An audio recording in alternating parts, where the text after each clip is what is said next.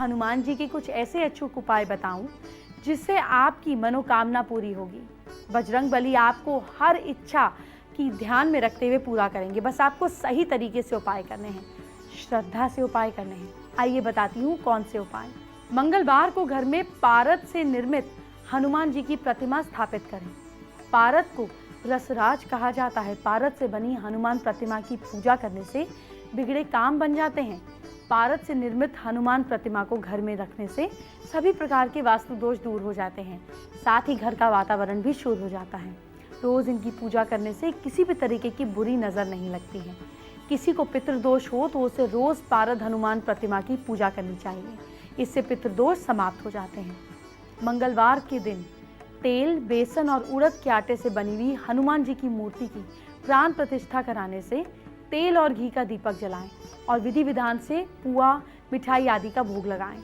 27 पान के पत्ते और सुपारी आदि आपको रखकर हनुमान जी को पीड़ा बनाकर देना है। हनुमान जी को अर्पित करें। इसके बाद इस मंत्र का जाप करें। नमो भगवते आंजनाय महाबलाय स्वाहा। फिर आरती स्तुति कर कर अपनी इच्छा बताएं, प्रार्थना करें। इस मूर्ति को फिर विसर्जित कर दें। इसके बाद किसी ज़रूरतमंद को भोजन कराकर दान करें, सम्मान से विदा करें। ये उपाय करने से जल्दी ही आपकी मनोकामना पूरी होगी। मंगलवार को शाम के समय आपको किसी पास के ऐसे मंदिर जाना है जहां भगवान श्री राम और हनुमान जी दोनों की ही प्रतिमा हो। प्रतिमा के सामने जाकर श्री राम और हनुमान जी के सामने आपको शुद्ध घी का दीपक जलाना है। इसके बाद वहीं बैठकर, प्रतिमा के सामने बैठकर आपको श्री राम और हनुमान जी के मंत्रों का जाप करना है। जैसे आप राम रक्षा स्तोत्र का कर सकते हैं, हनुमान चालीसा कर सकते हैं, सुंदरकांड का कर सकते हैं, श्री राम रेड पेन से लिख सकते हैं। इससे आपको असीम कृपा प्राप्त होगी।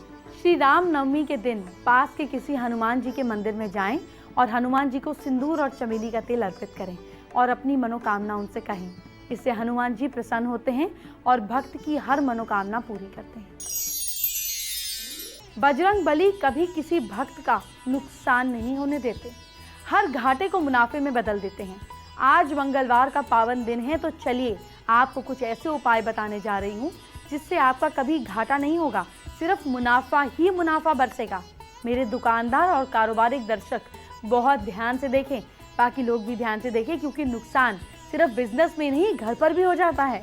सबसे पहले जब दुकान या कारोबार आप शुरू करते हैं तो एक चांदी की कटोरी से धनिया रखकर उसमें चांदी के श्री हरि, लक्ष्मी और गणेश जी को स्थापित करें। उसके बाद इसे दुकान या ऑफिस के पूर्व दिशा की ओर मुंह करके रखा जाता है। रोज दुकान या ऑफिस खोलते समय 5 अगरबत्तियां जलाने से कारोबार का लाभ बढ़ने लगता है।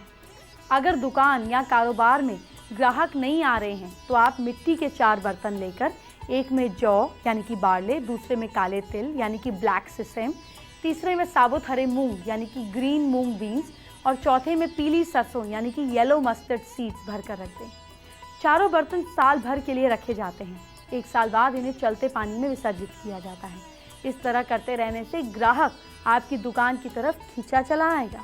दुकान की वृद्धि के लिए एक कील पर आप साथ में काले धागे के अंदर 7 हरी मिर्च, जो कि बिल्कुल टूटी फूटी ना हो, और बिना दाग वाला नींबू लेकर मंगलवार सुबह या शनिवार को बांध दीजिए।